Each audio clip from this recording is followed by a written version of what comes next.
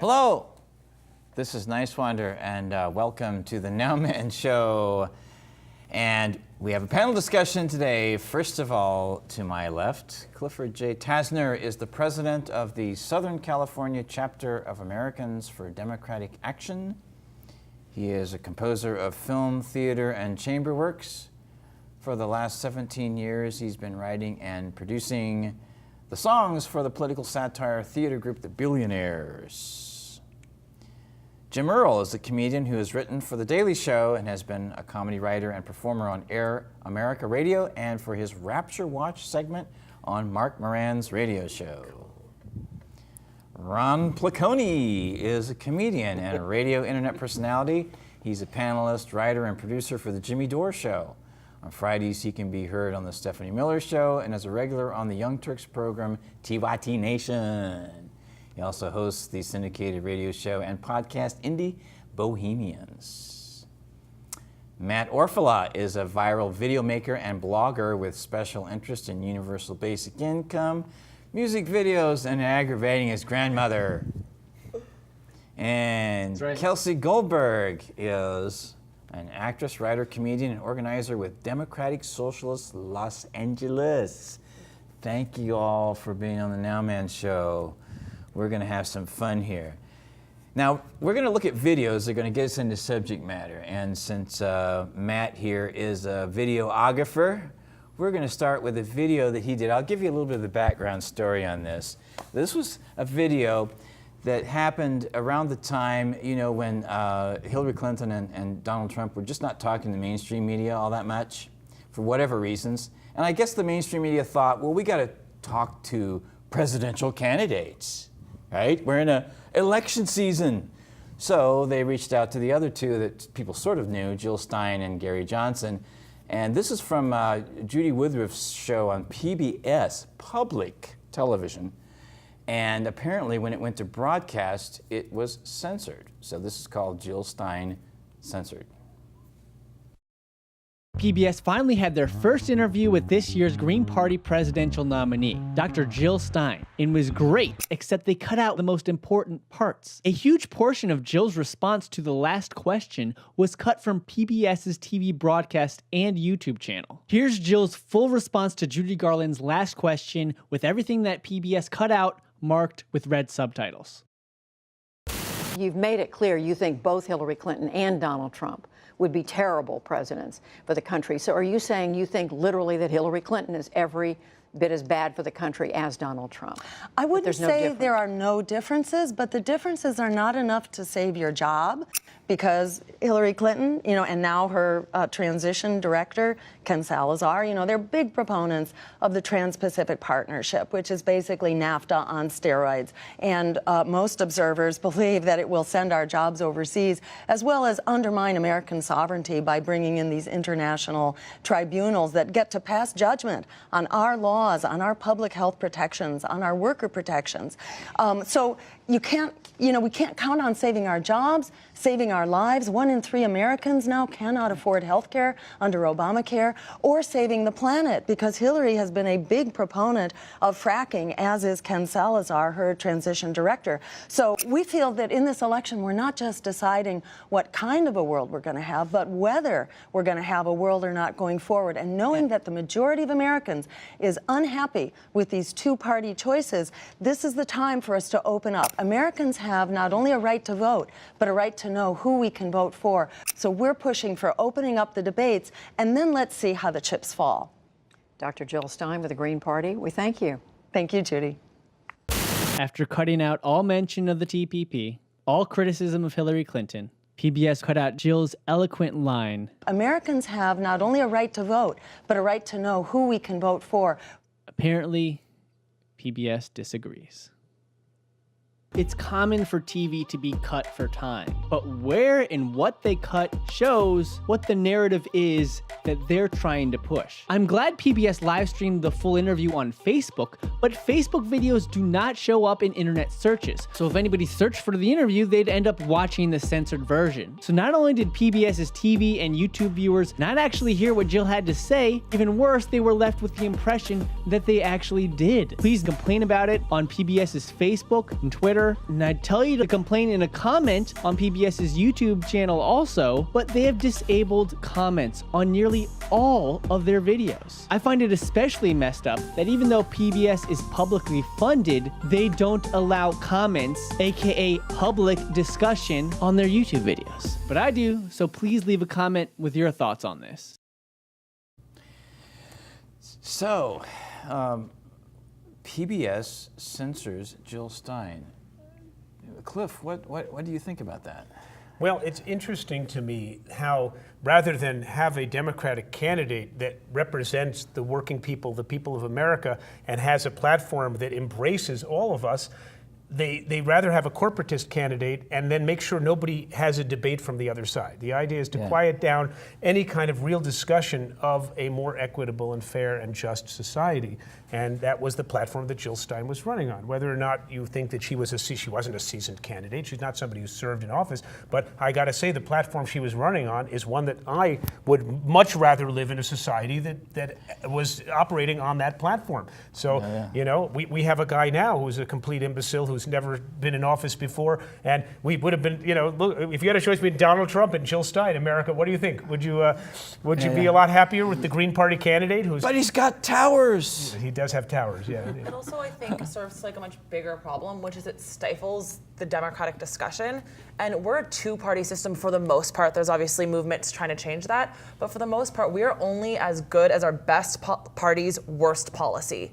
So the people need to be mad. Right. You know, this party was a party of, like, the Democrats really ran on identity politics, but there was no discussion of Clinton's anti-crime bill, which absolutely crippled generations of mostly racialized neighborhoods. And You're talking about the omnibus crime bill? yeah. And so, like, that conversation needs to be there because, you know, everyone thought she was going to win, and if she had, bad stuff was still going to happen. There's no reason why we shouldn't scream about it to hopefully try and prevent it.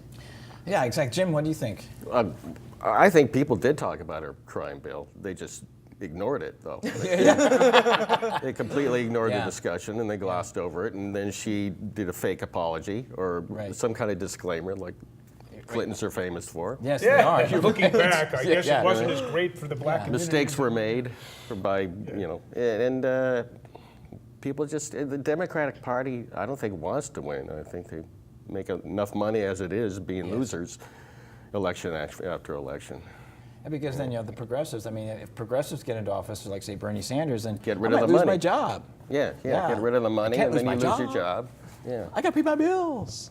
Well, and I don't understand the smears on Jill Stein, and I don't think I ever will. Like I had some cousins and so forth that voted for Trump, and we talked about it, and they said, well, what we like the most is this is a guy, because people are disenfranchised by the system as a whole, and for that part, rightfully so. Yeah. So, well, he was the anti-establishment. He wasn't a politician. He wasn't, okay, well, guess what? Jill Stein is a Harvard-educated doctor. When it comes to leadership decisions, who sounds better, a Harvard-educated doctor or a failed TV host that had life handed to him on a silver platter? I'd rather have that Harvard-educated doctor watch my cat. I mean, the plutocratic billionaire doesn't even have empathy for other humans. He couldn't possibly understand the love for an animal. Jill Stein would be an awesome cat sitter. She'd be like, it turns out Lucy doesn't like drone strikes. That's why she was scratching herself. Exactly. And then she'd fly away on an umbrella, and I'd be like, this is why we can't have nice things. So go for the Harvard-educated doctor next time, America. Well, Matt, what was your motivation? What inspired you to make that video? Well, I was lying on the couch watching, the network television. I don't do that too often, but I basically broken my ankle after playing basketball, and I just watching the TV, and I noticed that at a very abrupt cut. Yeah. And I was like, that just doesn't look right. Now, to PBS's credit, in this case, they did live stream it on Facebook. They don't normally do that. Yeah. Unfortunately, in this case, it was really unwatchable. It was terribly out of sync. Wow. And that's why it looks weird when it plays back. So I had to resync it up hundreds of times. What I thought about it, I was kind of nervous myself because I knew it was wrong. It's disturbing when I'm seeing how clearly it was censored. And it bothered me because people, when I'm telling people about it, just like my family, close friends, they're like, "Nah, you're crazy, man. That's just totally normal. They just cutting for time." And I was a TV editor. I understand you have to cut for time, but I'll tell you, Michael Gettler, the PBS ombudsman, he said, I'll read it. 40 seconds or so is not nothing in TV time, but in a 55-minute broadcast, it would seem to me to have been worth finding those seconds somewhere else, so as not to cut the first and perhaps only interview with Dr. Stein and let her finish answering, and let the NewsHour television viewers see and hear one of her most provocative questions. Yep. One of the most provocative questions, which was that. And also, I have to say, I was also, when I saw, it got a lot of attention, that it actually did. And it disturbed me even more. It kind of was scary just to realize that wouldn't have been discovered if I just wasn't, if I hadn't noticed it and then just like looked into it. And that stuff happens all the fucking time. It happens all the time. Yeah. So sorry, Dan. That's okay. Anyway, we'll bleep it. Sorry, guys. All the effing time. That's right. Well, it can be frustrating, very Yeah. frustrating. If the Democratic Party were running a candidate who was working really hard for a more just and equitable world and had a record of that and a platform of that, there wouldn't matter who was running to that candidate's left. If the candidate had been Bernie Sanders, I don't think there would be any fear of Jill Stein being heard, because people would feel like, well, we have somebody who's running who actually is not only credible as a progressive, but is viable as a progressive. Right. And believable. This is the thing. I mean, I hearken back to when Ralph Nader was running, he actually declared that he would drop out of the race if Al Gore would dare to incorporate some of his anti-corporate agenda into his platform. And instead, Al Gore did everything he could to move to the right. He picked the most right-wing Democratic senator. I mean, look, Lieberman is still like this fungus on our toes of our public. He might be the FBI director. That's true. I mean, he did everything he could to disavow the progressives. And then, we did, and he won the popular vote, but he would have, when you're running against people who have these voting machines, these Diebold voting machines, the disenfranchisement, they own the state of Florida and control the electoral apparatus. I know. If Democrats want to win elections, they need to win by large margins. And the way you do that is really ignite and excite your base and not revile them, not silence them. Hearing from Jill Stein is not a threat to the Democratic Party if the Democratic Party stands for something. So. That's right. And speaking of the Green Party, let's watch a clip. Now, this is an interview I did in March. It's actually an edit, a big edit, but I think it's an important thing. This might be one of the most important interviews I've ever done. And this is a 3-minute edit that I think here and now is important. This is Michael Feinstein of the Green Party here in California at a rally recently for Kenneth Mejia and Jill Stein. And I'm here at the Mejia rally with Michael Feinstein. Thanks a lot for having me. Oh, my pleasure. Thank you for being on the NOWMAN Show. Now, what exactly is your position with the Green Party right now? My position is I'm very optimistic about our party. And here's why. I co-chaired the founding meeting of our state party back on February 4th, 1990. And we felt at the time that there are going to be these historic peaks and valleys. And if there isn't already a greenish progressive political party on the ballot when those key moments come, then we miss the chance of taking advantage of them. What do you see the Green Party's role is in creating these coalitions? The strategic choice, I think, for progressives is, are you going to waste your time trying the failed experiment of saving the Democrats? Or are you going to work for electoral reform like proportional representation, multi-seat winners in multi-seat districts, where if a party gets 20% of the vote, they get 20% of the seats? That's the answer in the end. A Green Party under such a system would have 20 to 35% of the vote easy in California and in a lot of states around the country. What the Sanders people who are trying to fight inside the Democrats are missing is they're going to have a civil war in every district with people who don't agree with them. Why you would want to be in a party with people who you don't agree with doesn't make any sense to me. So the irony here, and you go back to the Green Party's role, is we're in about 100 countries. We're aware of how different electoral systems work better in other places. And we have to bring that here, because all the countries that Bernie talked about that have universal health care, they have proportional representation. They don't have winner-take-all system. It is a total waste of time to talk about starting another party when the Green Party is on the ballot in most of the major states in the country. We have a history. The reality is we have a clear platform. We're on the ballot. We have a history. We have many people. We've elected over 1,000 Greens in the United States in our history, including over 350 in California. And we're part of a network of Green parties in, like I said before, about 100 countries. There's a body of work, there's a body of thought that would make more sense to go through now than try and reinvent the wheel. It's hard to get on the ballot in a lot of states. We've already done that. And I just think that the people who want to go into a new party should take advantage of the fact that grassroots people like myself, I had no name beforehand. I ended up being a Green mayor in Santa Monica. I was on the city council there for 8 years. We've seen what it's like to try and do things grassroots without corporate money, without all this, and actually work through the kinks. And I just think it makes more sense for those people to come into the Green Party and respect the only grassroots presence. So, Michael Feinstein says that reforming the Democratic Party is a complete waste of time. Jim, what do you think about that? I think that we should not reform it. We should change the name to the non-democratic party and then launder money from them into a new party.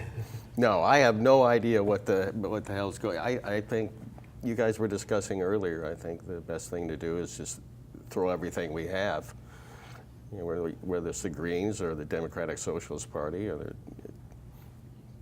against the wall, you know, because we're going to get into a problem where you have competing Democratic Socialists or competing parties, and we don't want them to fight against each other. We should be fighting against the Tea Party and the Republicans. Yeah. And you know, the Green Party, a lot of Democrats hate the Green Party and vice versa. Yeah, that's right. And that's a big problem. you know, what are you going to do about that other than just, I think we should destroy the Democratic Party. Basically.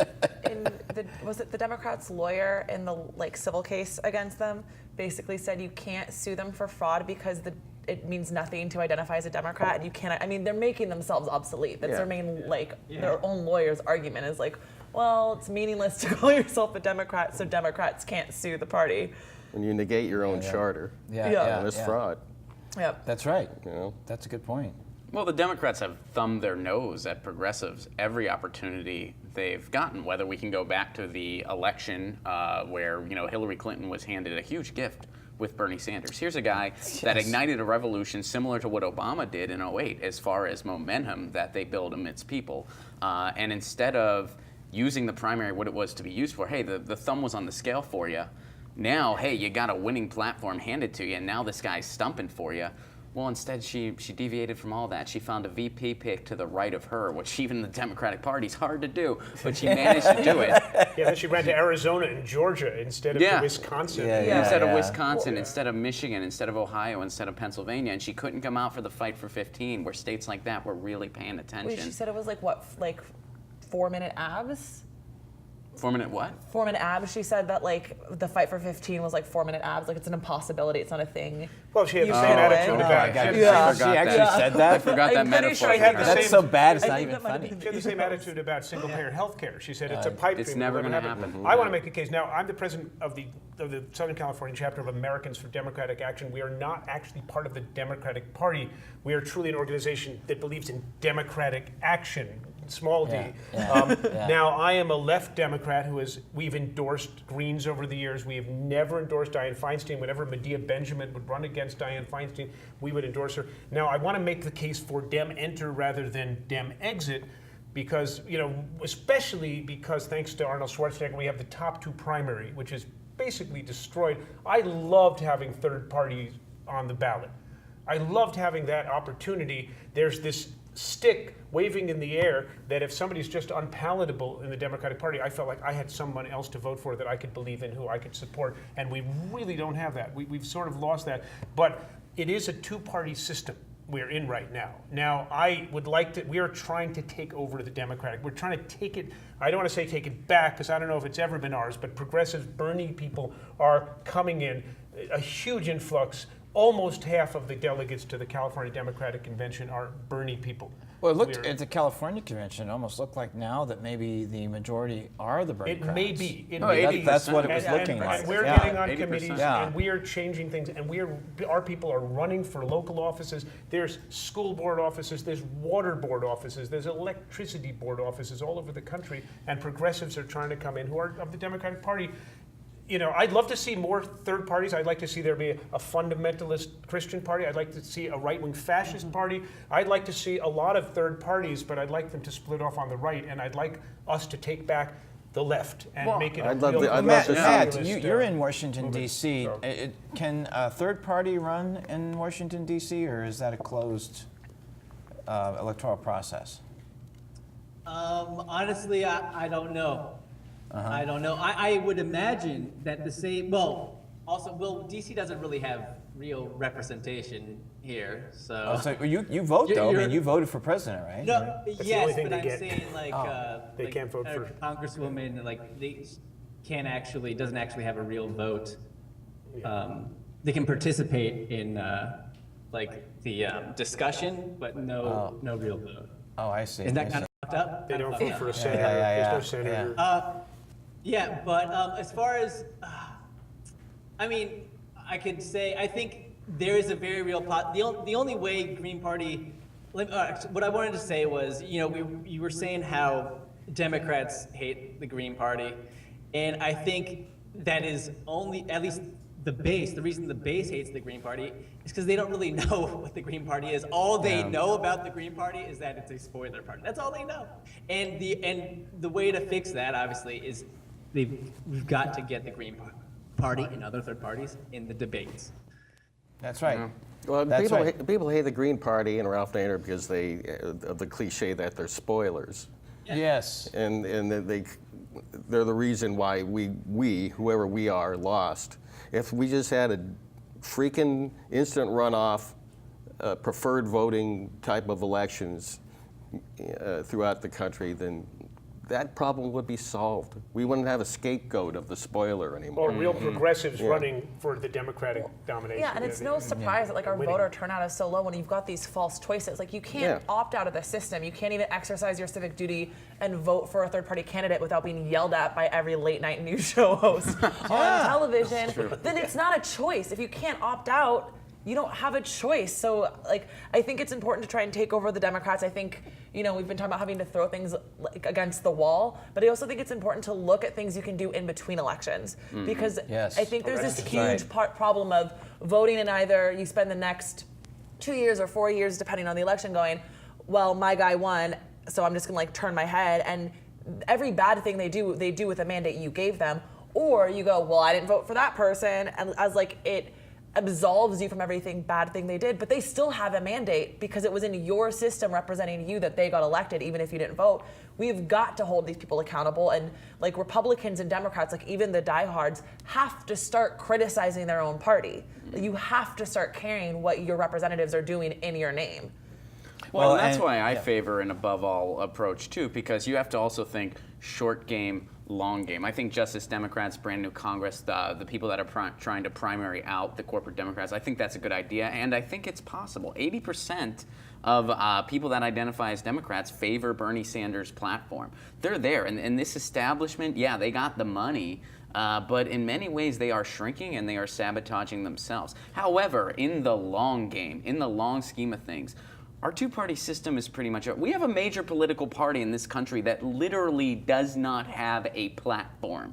You can't get away with that in other countries. Why? Because there's more than two parties they have that have a chance parliamentary of winning. system. So I favor expanding. I think eventually we're going to. I favor different voting methods and alternative forms of voting. But I understand that's the long game. So I favor above all an all the above approach and pick your passion, because we kind of need it all. I think Kelsey hit on something that I think is really important, which is the emphasis is on the horse race. So everybody's paying attention to the sporting event that's the election. The real work has to start the day after the election that's when we really need to start mobilizing.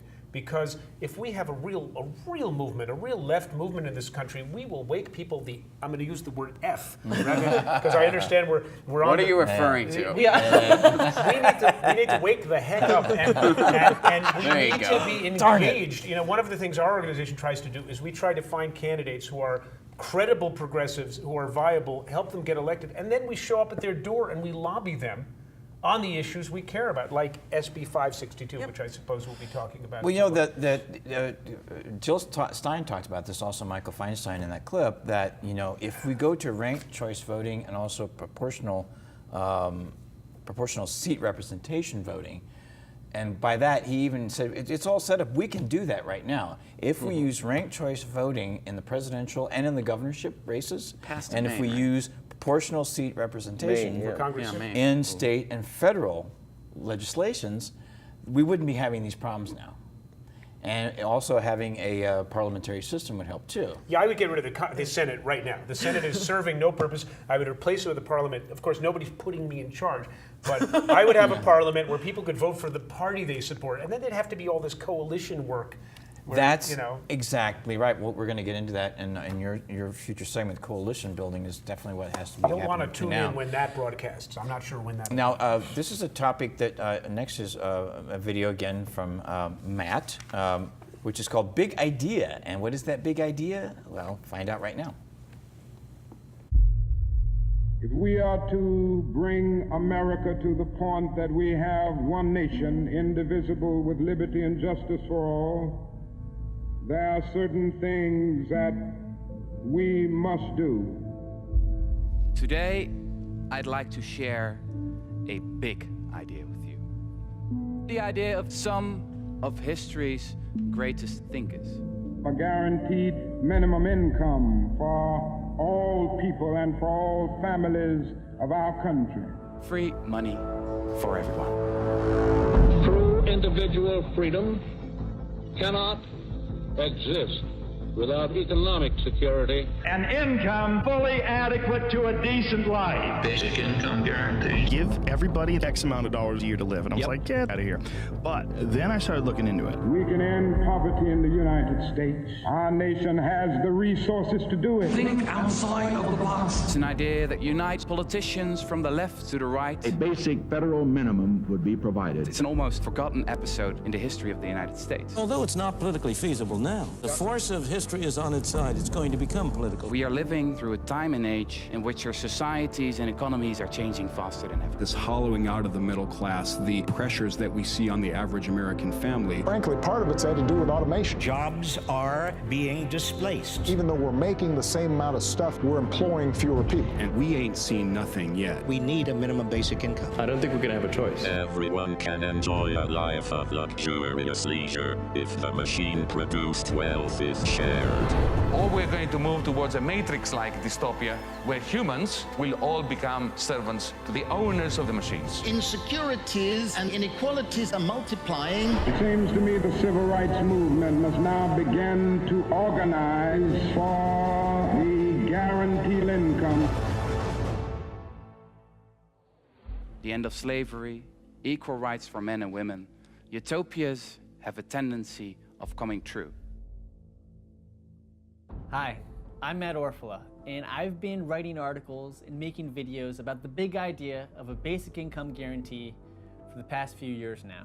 Please help me continue to share the history and importance of this big idea with a new series of videos. As always, thanks for watching.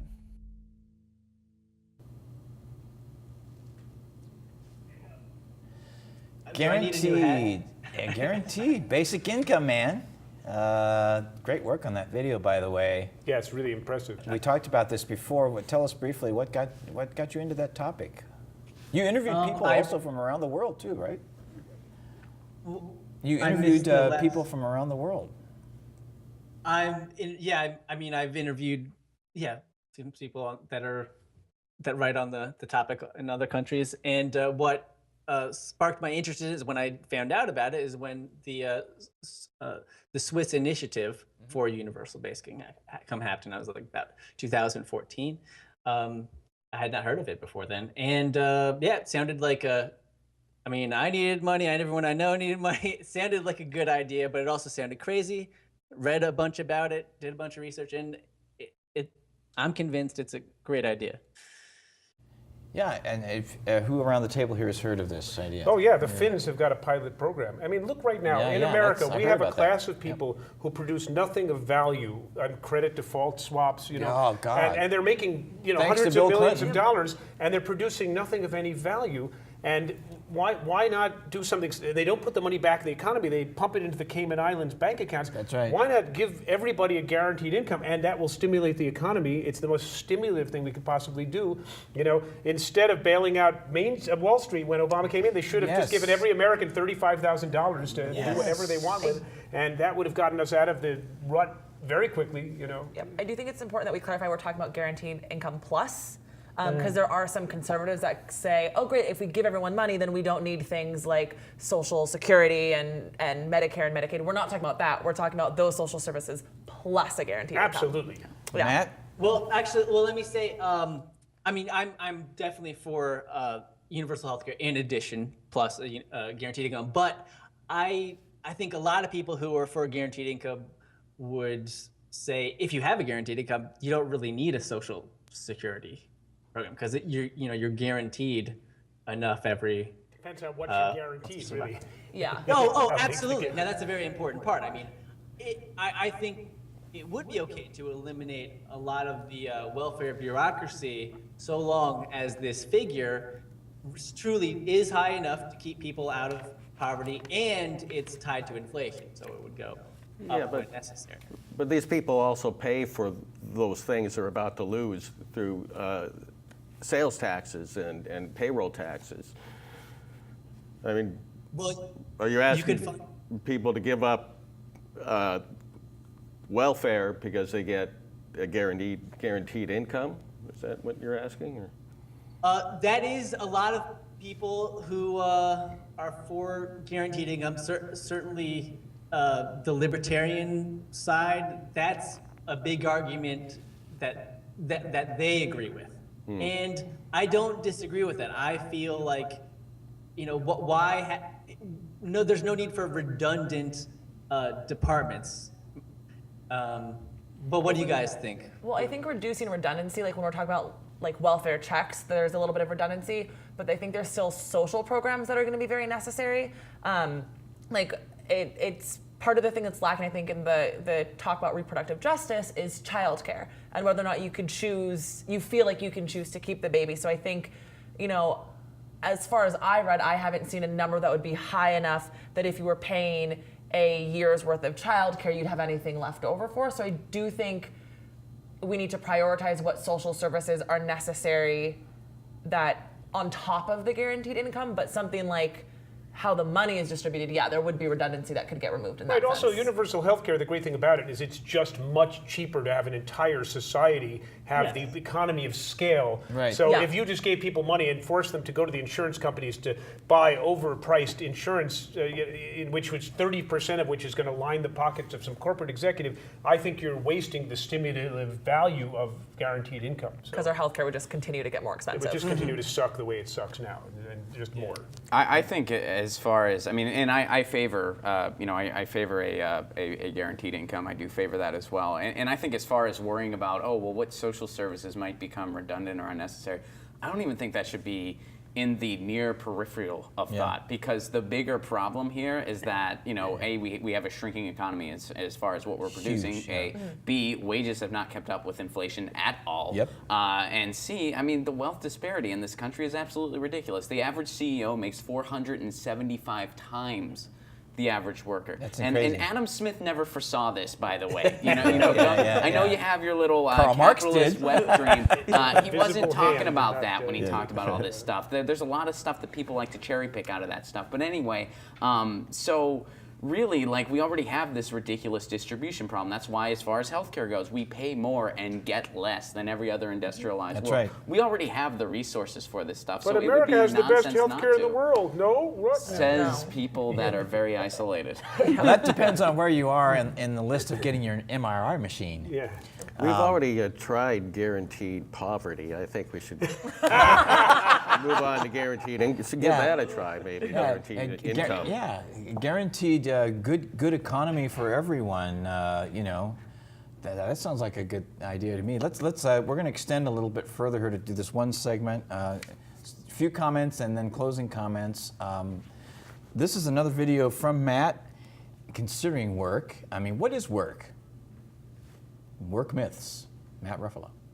You've been told a lot of lies about work and jobs. For example, lie number 1, you are lucky to have a job. We hear it all the time. There's nothing lucky about spending most of your waking hours doing whatever someone else tells you to. You might be lucky if you really enjoy doing what you're doing, that is rare. But for having a job you hate, like the majority of the population, that's the opposite of lucky. Common and unfortunate. Lie number 2, you get paid what you're worth. Human potential is limitless, but time is limited. That makes everybody's time a precious resource. Sadly, the pervasive culture doesn't value human potential, other than potential to make money. You don't get paid what you're worth. You get paid what you're worth to your employer, which is often just enough to keep you desperate enough to continue working for their benefit. Lie number 3, you need a job to be productive. Are managers managing managers to manage managers who don't really need any management really being productive? What the hell is wrong with you people? All employment implies is that you're getting a paycheck. Employment does not equal productivity. In fact, those with the highest paying jobs are often among the most counterproductive. Take, for example, the rich investment bankers who destroyed the economy, or the rich oil companies responsible for destroying our ecosystems. It's actually surprisingly common for unemployed to be more productive than your typical paid employee. A stay-at-home mother, for example, works almost 100 hours a week. It is among the most demanding, important work there is. The future of society literally depends on their work raising the next generations, but it pays nothing. What the hell is going on around here? There's no connection between work and productivity. No connection between monetary value and real world value. Lie number 4, good companies are good employers. They hire you to make money for them, not because they're your friend. If they can make more money replacing you with technology or somebody more naive and financially desperate, they will. Lie number 5, the unemployed are lazy. If you're unemployed, that doesn't mean you're lazy. Looking and applying for work is hard work. And so is accomplishing anything without the financial and social support of a job. I mean, really, who's more lazy? The unemployed with the self-discipline to pursue things on his or her own without oversight or payment? Or the employee who does little else than what he's told to all day? Lie number 6, work is life's mission. How's work? What do you do for work? Are the first things people ask, so naturally we've come to believe that they're the most important things. But there's so much more to live for, like happiness, health, knowledge, passion, progress. Lie number 7, everyone needs to earn a living. This was true when we all literally had to work the fields for food to live, but that's no longer the case. It used to take 90% of the workforce to feed ourselves. Now it takes less than 1.7%. Of course, we still need to work to continue innovation and progress, but we no longer need to work simply to live. We are quite literally living in an age of abundance, but our system of money and workaholic culture prevents us from realizing it. Lie number 8, if you work hard enough in school, get good enough grades, then eventually you will have a good paying job. That's just not true anymore. So what'd you think of the video? Do you disagree, agree? As always, let's duke it out in the comments. If you'd like to learn the solution to all the problems with work, please check out my basic income video where I explain why everybody should have free money. Right here. Click it. Okay, Matt, tell us, run down what the work myths are. You just saw. I just said we need to get rid of redundance, Dan. No, well, one that I think the biggest one is that you're not being productive unless you're working a traditional job, and that's just not true. In the case of, mothers, fathers, I'm not going to leave them out. Just parenting, that's hard work. It takes a lot of hours and effort and care, and any kind of volunteer work. I mean, this is the most valuable work there is, and in our society, that's run on money. It has no value. That's not fair. That's absolutely right. And we have half the country that really is poor, and there's hundreds of millions of people, I like to say, are probably financially challenged or struggling in one way or another, because underemployment is a term now, re-unemployment. We've talked about that on this show as well. So unemployment only measures like the last 3 months.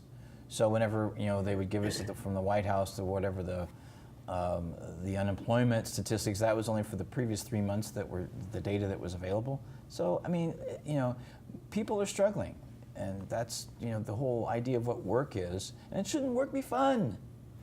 Well, as an artist activist who only makes money when I do music, which is not as often as I'd like it to be, I feel like life has to be gratifying. We have to do those things that make the world a better place. We have this capitalist model of goods and services, not even goods and services, goods.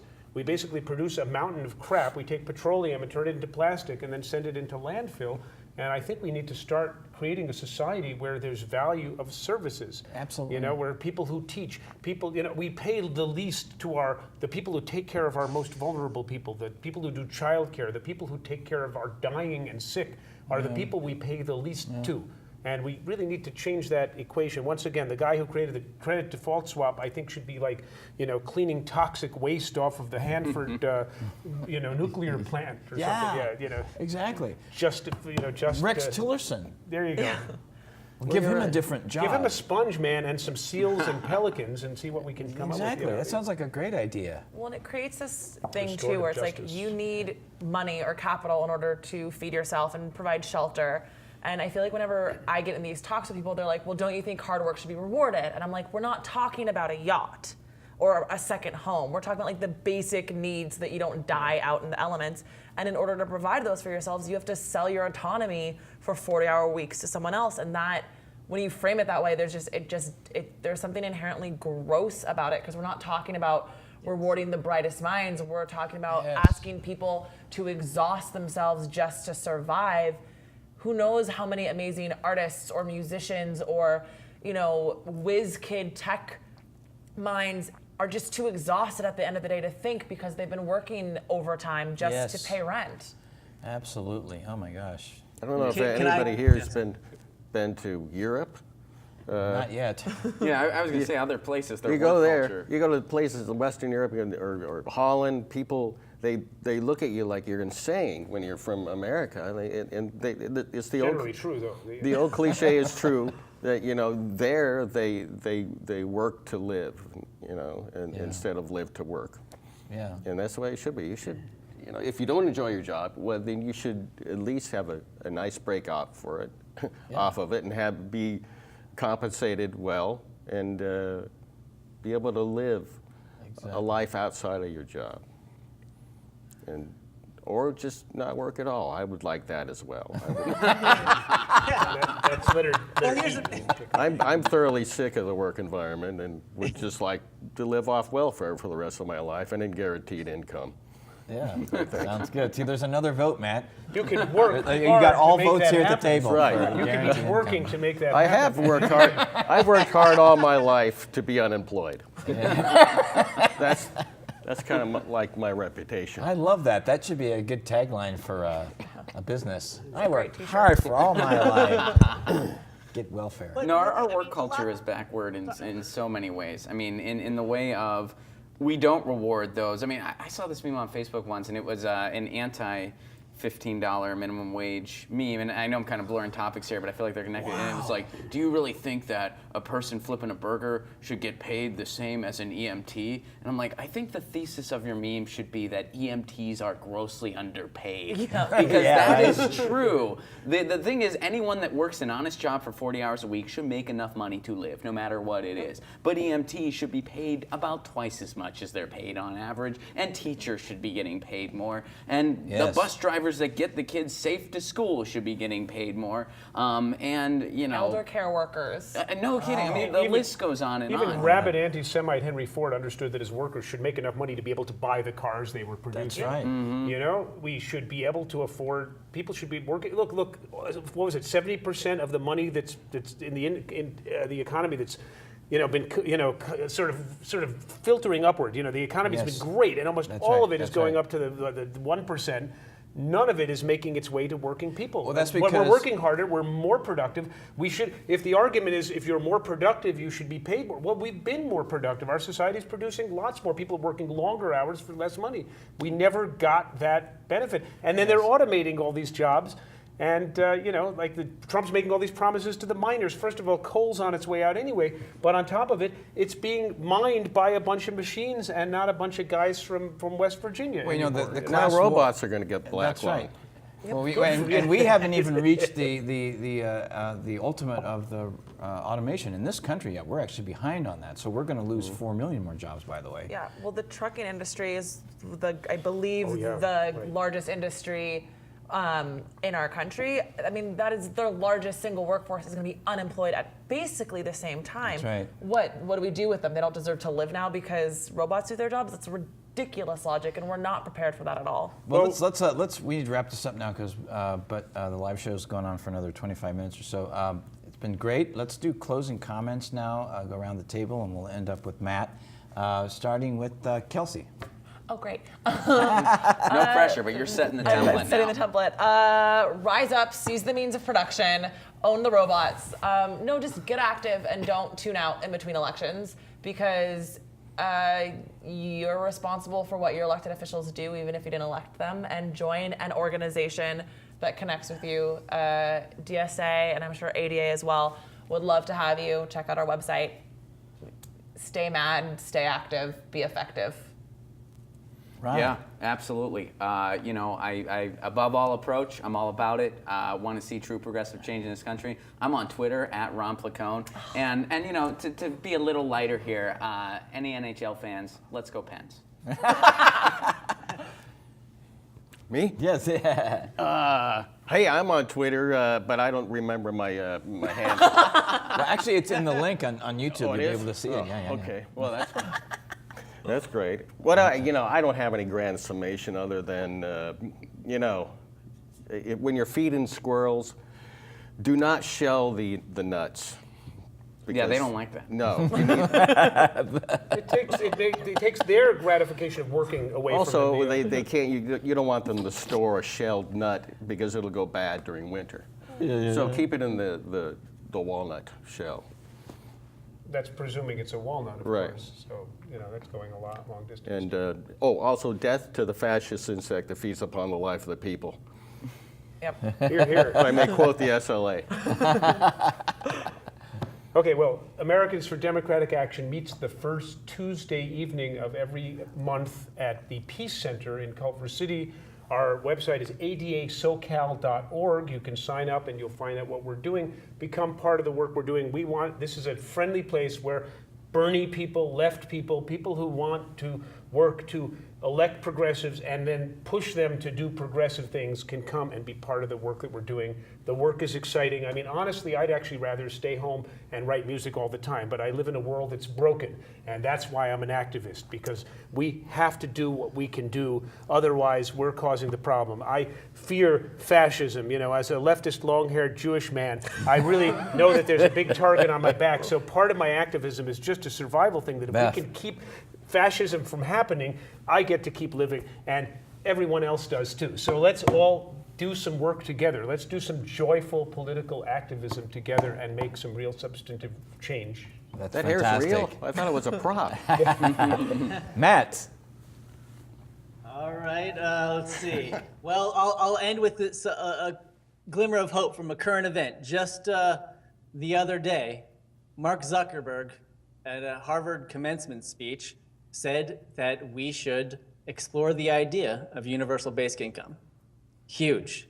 And he made the same arguments Kelsey was making earlier.